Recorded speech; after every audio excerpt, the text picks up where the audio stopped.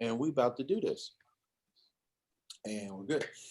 Hey, what's up? It's the Ace Michael Show. I'm Ace Michaels. Got my phone in my pocket. You know, you got to have your phone in your pocket everywhere you go these days. You got to have your phone.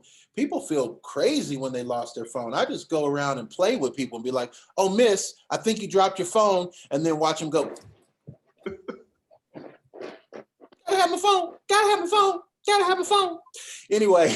If you ever want to be on the show, please do. If you want to subscribe, you can subscribe, click the link below. That way you can see the uncut versions of all the shows. Because sometimes we can only put like 5 minutes of a 50-minute interview up on the internet. So you want to see the whole interview, you want to be a subscriber, and that's what's up. Today on the show, my man is full of many depths. He is a very deep individual I brought to the show, Mr. Maddison Hilton. Maddison Hilton is on the show. What up? What's going on? What's going on, people? What's happening? Here he is, Maddison Hilton. Maddison Hilton, what is on your mind? Lots of stuff going on.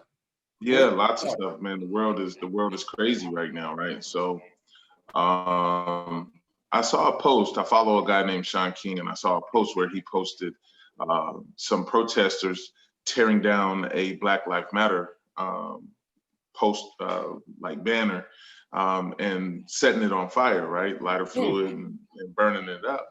And his caption was racist and da da da da da da. But upon listening to the rants and the chants of the mob that was burning the banner, they were saying "fuck Antifa." They never said anything derogatory about Negroes. Well, notice I said Negroes. I'm saying that specifically because they never said anything about nigga or anything, right, like that. So you can't really call them racist if they're not spewing racist rhetoric. What we as so-called Black people have to understand is that you have an organization that is moving under the title of Black, which we identify ourselves in. Well, let's just say Operation Black, right? So Operation Black is in full swing. So as we saw with Black Lives Matters, right? You have all nationalities and specifically young European, protesters tearing things up, creating chaos, all in the name of Black Lives Matter, right? But there was no Black people, right, doing this. Well, the majority wasn't. Yeah, I was gonna say So majority for sure. It's definitely a majority situation, but I agree with you. right. So what's going on here? I call it Operation Black, right? So you have an opposition to certain principles and certain ideologies that are manipulating Negroes, right? The Negro folks, because we're so ignorant, because we're lost, no identity of self.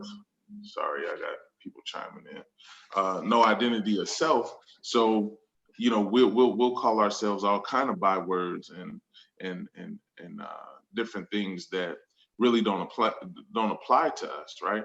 Mm-hmm. So with this Black operation, you have the far left, Antifa. I mean, if people would just do the research and see who owns Black Lives Matters and, you know, where did the money go? There's billions of dollars that got donated to the Black Lives Matter cause. Where's it at? You know, where is the daily real life representation of that movement? I mean, we saw NBA and everybody, wearing it. We saw tennis players and just the whole world lit up with Black Lives Matter T-shirts and all kind of propaganda and what. But where does that money? Mm-hmm. Where is it visible in real life, in real time, right? I'm gonna say it But was that's kind of like Christmas season, wasn't it? It's like it came and it went. And I yeah, knew that was gonna happen because a few yeah, years ago, when we were all up in arms about the young boy who got killed, um, Which one? Black Lives, well, this is when Black Lives Matter first started, when it first Okay. came to light. This is Mike about Brown. 3 years ago. Mike Brown. Michael Brown. Mike Brown. And he was killed, and I had on the show several Black Lives Matter individuals would come on the show, and I, being a Black person, I like to support Black. I mean, I'm not a racist. I don't think that Black is better or not better, but I'm Black, so I support Black. So I was like, okay, Black Lives Matter, we need to have these people on my show. I have a platform. I need to open it up to Black Lives Matter. But then I realized that Black Lives Matter were just talking about stuff that really wasn't going to come to fruition. It wasn't going to change the basic fact that if you live in a world that's financially dominated by white people and they don't want to give you an opportunity because you're Black, it's going to be hard to get that opportunity. That's real. Right. That's the bottom line. So Black Lives Matter, you can march up down the street all you want. You can change the street name all you want. But at the end of the day, there's some other way that you've got to affect this system than marching. Because as we've seen, marching hasn't done anything. To your point, I think we need to explain to people, who is Shaun King? Because I follow Shaun King as well, or Shaun King follows me on Twitter. I always get these Twitter messages from Shaun King. Right. Now, I was under the impression that Shaun King was the organizer or founder of a particular movement. Is that Black Lives Matter? Is that his movement? No, I think grassroots. I'm not familiar. I'm not for certain what his organization is. But the brother puts in work, and I do applaud him for that. Certain things I agree with, certain things I don't. He's very left, he's very anti-gun, and I don't agree with him on that. He's very liberal, and certain things I don't agree with on that. And sometimes I feel like, man, brother's an agent. You know what I mean? Like, okay, he's trying to provoke some shit. You know what I mean? Yeah, and like with this post. You know, like this. Speaking on that, you believe in packing, right? Speaking on that, guns, but you believe in packing. Oh, like every day. Okay. Yeah, it's a part of my wardrobe, you know, and as it should be with everybody, because without the Second Amendment, you have no First Amendment, and you definitely can't protect yourself, you know. So, but you know, for this particular post, again, you know, we're being set at odds, right? So, you know, you have the left, right? And I'm not on any side, right? I'm just third person looking in from the outside, now, right? let me ask you a question real quick, Madison. Because let's say I'm ignorant of what Antifa is, because I'm actually ignorant of what it is. I keep hearing this being dropped, this name. Yeah. It's just like, okay, let me go back a step. It's just like the president came on TV one day years ago and said, the Taliban. And we were like, okay, the Taliban? Since when did they put a ban on the bath towels? What are you talking about, the Taliban, right? So then it became, you like that? It's the Taliban, not to be used, copyright. Tennessee and Texas. Okay, so we've covered that legally. But anyway, so the Taliban wasn't a thing until everybody started saying Taliban. Black Lives Matter wasn't really a thing. Black lives, do they really matter? That's another point. Well, first we have to identify what is a Black life. Like, I mean, in order for there to be a Black life, there must be a Black people. So in order to be a people, you must originate from a land. So where on the map is Black land? Do we speak Blackese? Okay, so here's the thing. We got to come out of this color thing. It's you put a box of crayons, you know, you put crayons in a box and they're not fighting, right? They coexist. So this whole color thing is asinine. You know what I mean? Well, we have to when it comes to us, you got to understand we're a pawn being used, right? So, okay, for example, people feel like Biden is anti Constitution, he's anti-Second Amendment, and he's global, right? He's for the global agenda. Yeah. So he's contradictory to America. Well, who put him in office? So-called Black people. So the people who his support base, right? If there were to break out a conflict and people were to go at him, they wouldn't go at him directly. They would go at his support base, the people who championed and fight for him, the people who voted for him to be in power, right? Which would be Black people. You see what I'm saying? Do you Yeah. see the setup on this thing? Yep. You know, so it's just it's dangerous, man. You know, we're so ignorant to the political the political slickness. You know what I mean? When you say we, are You you know, talking about we who? You talking about we I'm Black talking about people? Negroes. I'm Or talking about Negroes. We're talking not about Black. Negroes?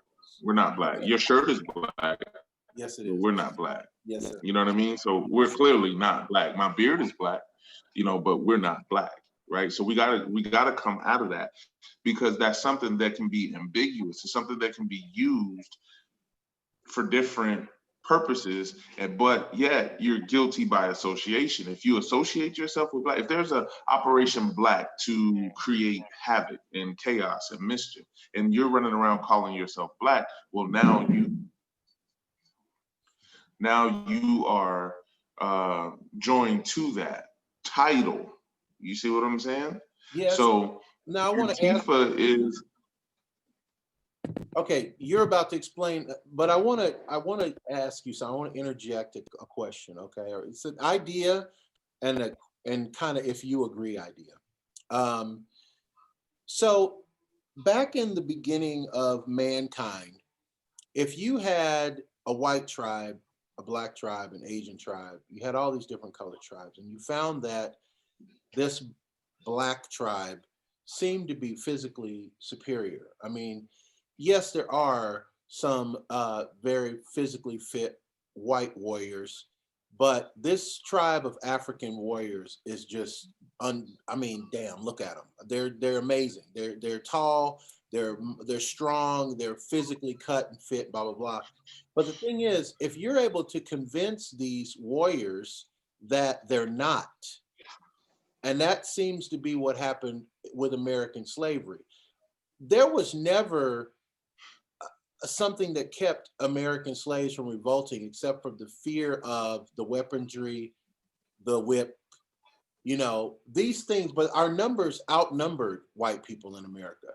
Our numbers still probably outnumber white people in America. But it's a thing that's in our mind. Like, they've convinced us that we got to be fearful of Black people. Because whenever I deeper meet a than Black person, I'm fearful. I'm like, oh shoot, not a Black. Oh man, is he gonna do me wrong? He's gonna take advantage of me. This Black girl, is she gonna? Oh man, what's up with this Black girl? You know? it's deeper. It's deeper than even psychology, man. You know, when you talk about the mind, you're talking about psychology. So it's deeper than the mind. It's a spiritual thing. You know, when you're talking about, um, a superior species, I'm just going to say that, physically and talented and gifted, being oppressed by, lesser dominant, right? Uh, Dominance. That's a spiritual thing. That's something that, see, again, you got to know who we are. You got to know who we are and why we're going through what we're going through. It has nothing to do with color. To go back to the beginning, like you said, when you're dealing with these different tribes, these different nations, these different bloodlines, these different families, that's what you're dealing with. You're not dealing with, of course, there's physical differences and physical traits that are different, but you're dealing with the nationality, you're dealing with the family line. And when you go back to the oldest history book, well, you know me, I'm a Jew, so I'm going to keep it with that. The way we wrote it up, you're dealing with different spiritual calibrations, right? So different spirits that embody bloodlines will do different things in this overall production called life, right? In this big motion picture called life. You have different families that will do different things, okay? Yeah. And you have different people that will go through different things, right? Mhm. So what are we going through? First of all, who are we? Who are we? Which directly determines what we're going through and what role, what character will play in this production called life. You know, now we're caught up in this byword. I mean, just look at it. We became African American in the 80s. Yes. So before that, in the 60s and 70s, we were Black. Right. Before that, we were colored. Before that, we were Negro. Right. You know what I'm saying? So, you know, you're dealing with 5 times our nationality changing in this country. Who are we? Well, I think that's an important point that you bring up, but I think that there's another thing that we're missing, which is, okay, so let's say in the 60s, there was the chant was "We shall overcome." They even sang it. It was all about "We shall overcome." So they're marching, they're carrying these signs, "We shall overcome." This is synonymous with Black Lives Matter, except what I feel is the thing is all how it's worded semantically. Black Lives Matter doesn't say anything. It doesn't say "we shall overcome." "We shall overcome" is a definitive point and it's a definitive goal. And they did a lot of overcoming in the 60s. You know, for them, it was a big deal to drink out of the same water fountain instead of just making new water fountains. But it was a big deal to drink out of the same water fountain as a white person, to be able to sit anywhere on the bus that a white person sits. Those were big deals. So "we shall overcome" makes sense. But to me, Black Lives Matter almost feels like asking for permission. Black Lives Matter, don't they? Please stop killing us. We matter. Yeah, that's what they're begging, right? So which automatically puts you in a lower status in law, right? You're asking the parentis, the parent, you know, the higher status, you're making application, which means to beg, right? Now that's law. And let me ask you this. Do you feel any safer since, okay, this Black Lives Matter for several years now. Do you feel any safer driving down the street? Do you have any more security that a policeman won't shoot you while you're driving? Not at all. So what does Black Lives Matter accomplish? Exactly, and that's my point.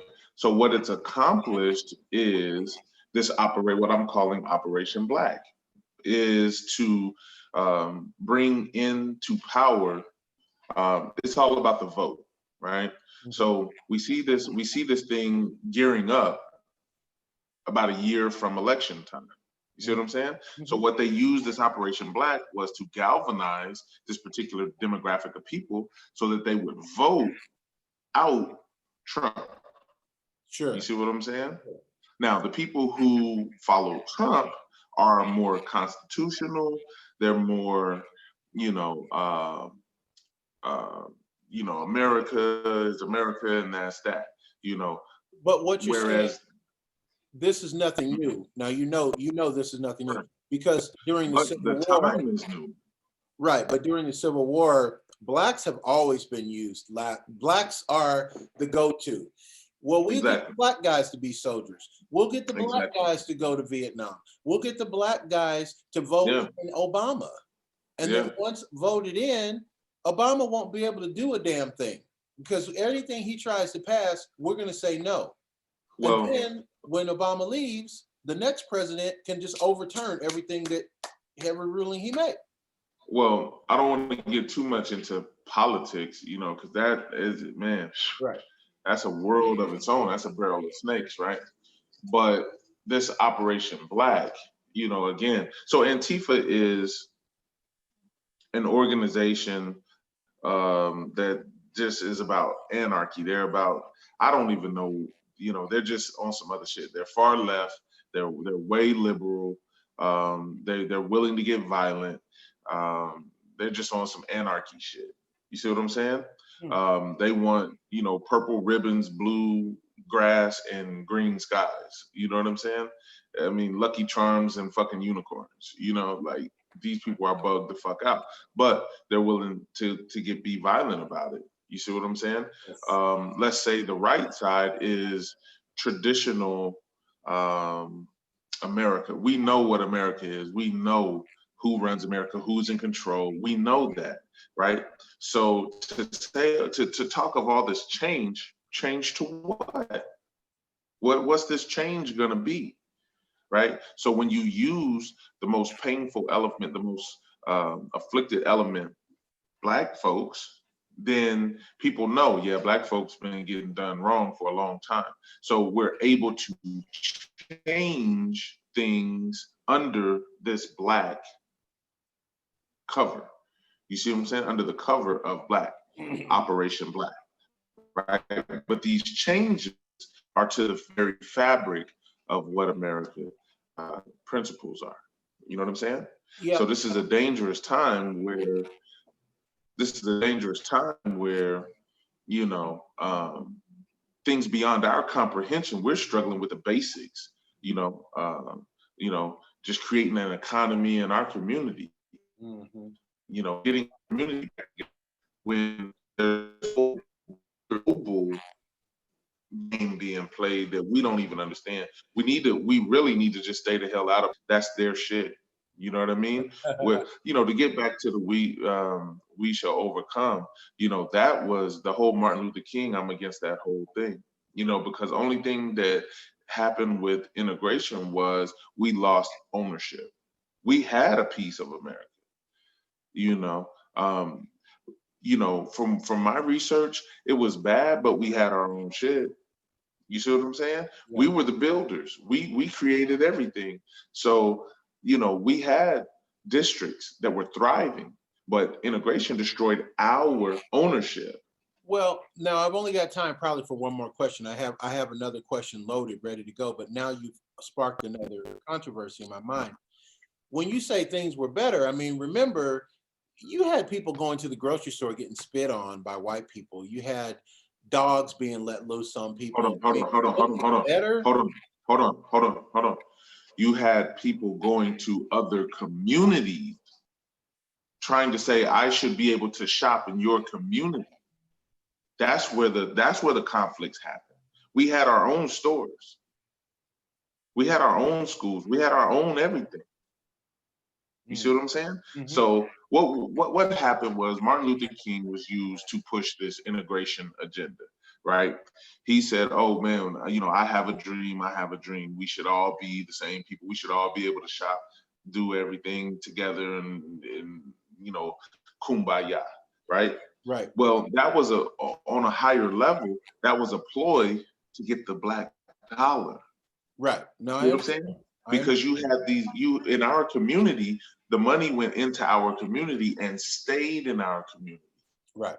Which means our communities could thrive and could eventually topple the other economy. So that's never been our agenda, but that's what they fear because that's the way they think.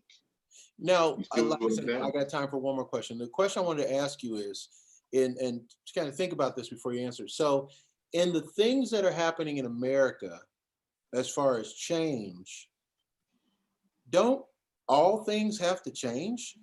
So is it so bad? I mean, we're talking about a country that's almost 300 years old. Isn't it time to change the Constitution? Isn't it time to change? Ooh. Okay. Tell me why. And remember, we're running out of time, but tell me why. No, I mean, that Constitution is one of a kind. You know, that Constitution is what allows every man to be his own, to have his own, to own his own. That Constitution is what allows the people to check and correct, you know, the government. It outlines the relationship of government with the people. The people are supposed to be in control of the government. The government is not supposed to be in control of the people. So we've already changed away from that. That's already gone away, right? What needs to change is us. This is at this point in time, we have the most money that we've ever had in this country. We're in the best position that we've ever been in. And we're asking other people to do for us what we should be doing for ourselves. How many billionaires, Negro billionaires do we have? How many sports figures, influencers, multi-hundred millionaires do we have? What are we asking anybody? Do they owe us? Hell yeah. But we don't need them to lay the foundation of establishing us. You know what I'm saying? We have to do that, and we're not doing that. So the failure is on us. We're failing ourselves. You know what I mean? I'm not saying that, you know, again, they don't owe us. Oh, they owe us like a motherfucker.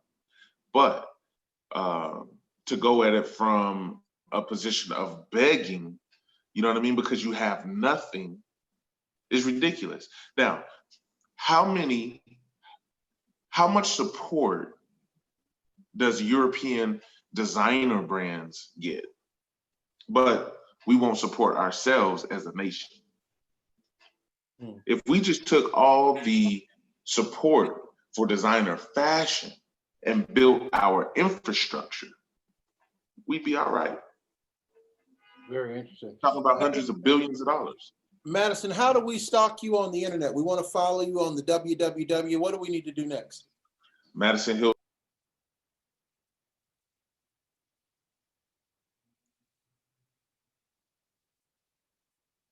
Sorry, got a call. MADDISON HILLTON. Also Instagram MADDISON_HILLTON. Just look for the umbrella. We're gonna fix that. We're gonna fix that audio gaps because we didn't get the first part of it. And remember, it's gonna be on the screen anyway. You don't have to say it all out because it's gonna be right under. Madison Hilton. Okay, so but I'm gonna ask you again because we got cut off. So Madison Hilton, we want to stalk you pleasantly on the internet. How do we find you on the www? Stalkers. MadisonHilton.com. That's my website. And then Madison Hilton, Instagram, Facebook, all the platforms are there. Hey guys, it's been the Ace Micheals Show. My guest, Madison Hilton. We're going to have a segment 2 of this, apparently, because there's so much information. Your brain can only, you know what I mean? Your brain. And remember this, if you want to print up t-shirts, instead of saying Black Lives Matter, why don't you say you owe us like a motherfucker? Write that out. That's what's up. Ace Micheals Show, you know what I say at the end of every show, boy. I love you, miss you, and remember, live the life you love. Love the life you live. Amens. My brother. That's awesome.